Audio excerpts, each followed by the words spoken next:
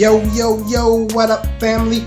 This your dog, the Ultra Melonite, coming to you live and direct from Charleston, South Carolina, aka the Holy City, home of the Geechee Gullah culture. And today I got a question for your family. I got a question, homie.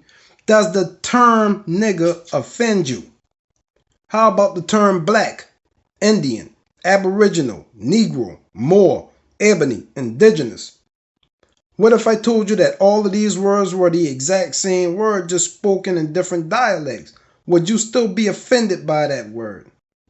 I wonder about that. Truth is, all of these words have the exact same meaning as the word nigger. They all apply to things that are dark or at the absolute extreme black. Understand that black is at the absolute extreme of this color spectrum, so to say. So if you are offended by the word nigger, but would rather be called Negro, Black, Indian, Aboriginal, etc., shows a lack of intelligence, you dig me? Since I just explained that the denotation of these words are the exact same, let's take a look at connotation before I get into the etymology. A visitor to my page stated that I am incorrect about the word nigger because how the word is connotated, although she agreed with the denotation. Cool. Let me break it down for you right quick, babe. These words and any other adjective for that matter can be connotated in a derogatory way. For example, if I say I have a nigger friend, is no different from him saying I have a Indian friend or I have a black or Negro friend. At that point, these words are connotated just as they are denotated. They both imply somebody who is of the black race or the dark race. Adversely, if a person comes to you and say, come here, nigga, it would be no different from him saying, come here, black, or come here, Negro, come here, Indian. At that point, the words nigger, black, Negro, Indian are all connotated in a derogatory sense. You dig what he's saying? Should be pretty simple.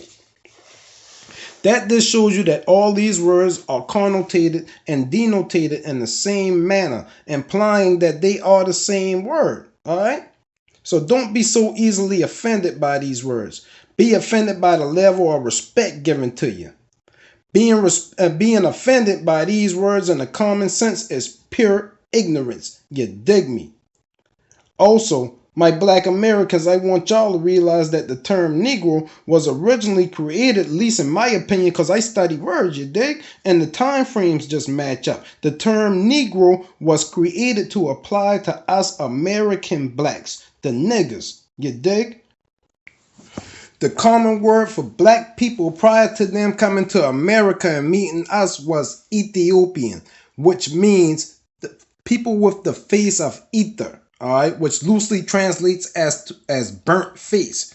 Ethi means burnt as an ether, and ops means face.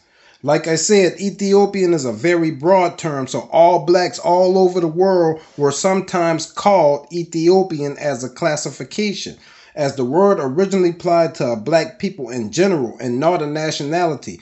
Think about it. Ethiopia as a nation didn't arise until modern history. This word has existed for a long time. Simply means black people. All right. Homer describes black Americans when he states that the Ethiopians were divided by the Great Sea, which is the Atlantic Ocean, at the east and west extremities of the world, described by sunset and sunrise. If you ever get a chance to read Homer's books, the Iliad and the Odyssey. Is some good information in there. Like I said, remember that they called the Great Sea the Atlantic Ocean. And up until recent time, the Atlantic Ocean was called the Ethiopian Sea, which means the sea of the black-faced people. You dig me? All right. So that's a good reference point for me, that these people back then understood that they were black people at both extremities of the world. All right. So until 1500, black people were called Ethiopians, which means the faces of ether. I like that name, you dig? When white people met us black Americans, they classified us as Negroes, niggers, West Indians. The term later replaced the term Ethiopian as the broad term for us as a race. So the term Negro subsequently ended up replacing the term Ethiopian as the term used for the classification of our race. Somewhere around 1800, maybe even later, I don't know. More recently, the terms have become synonymous with the term Africa or Afro when relating to blacks. All of these words mean the same thing: dark, burnt, people from the sun, like the term India, which loosely or literally translates into people from within the sun people, the people of ether. Don't be caught up in what people call you. Be caught up in the respect they give you. You dig me? Before we ride out, I'm going to go ahead and give a quick etymology lesson and show how these words are tied together, because I know I got some people out there probably right now saying, how is Aboriginal tied to Negro and this and that, because you ain't never did the research for yourself, big homie. You dig what I'm saying? Ready to attack something. But before we ride out, I'm going to say peace, and we're going to go ahead and hit y'all with a little bit of etymology of the words and show how these words are related to each other and how they change through time. All right. Peace out, homie. Remember, this the village of the sun, where we use grammar to counter the dialectic so our children won't be blinded by the sun. Peace out, big homies. Okay, so let me break down how all these words are related through etymology. You dig me? First, we're going to start with the word Ethiopian. Like I said, like it or not, at one point you were labeled as an Ethiopian as a broad term for being a black person. One good reference for this statement was Homer in 800 BC, when he stated that the Ethiopians inhabited both extremities of the world at sunset and sunrise. So Homer the Greek knew about us as black Americans. Reference on the screen. He knew that we were here. All right. The word Ethiopian is a Greek word compounded from two words. The word ether, which means shiny, sky, burnt, hot, black, and the word ops, which means face. So the word literally translates into the face of ether, or black face, burnt face, face of the sky. So get it straight. Ethiopia as a country was made up fairly recent. In modern times, the word Ethiopian is used to describe a person from the country of Ethiopia. In ancient times, it was used to describe us as a race, and we can find documentation of this all the way up into the 1700s. All right. So don't be offended when somebody call you Ethiopian as a term that simply means black. And I'm showing you the relationship between the words now. Next, we got the word Indian. I'm showing you how Indian is the same word as the word Ethiopian by connotation and etymology. India is composed of two words, in and dia. We all know that the word in denotes something inside or within. So let's discuss the word dia. Dia in its oldest form means to shine, sky, heaven, God, and it's from the Proto-Indo-European. You see the connection? It has the same meaning as the word ether. The word dia is literally the word ether. Both of them mean sky, heaven, God, right? Both dia and ether translates into the same word.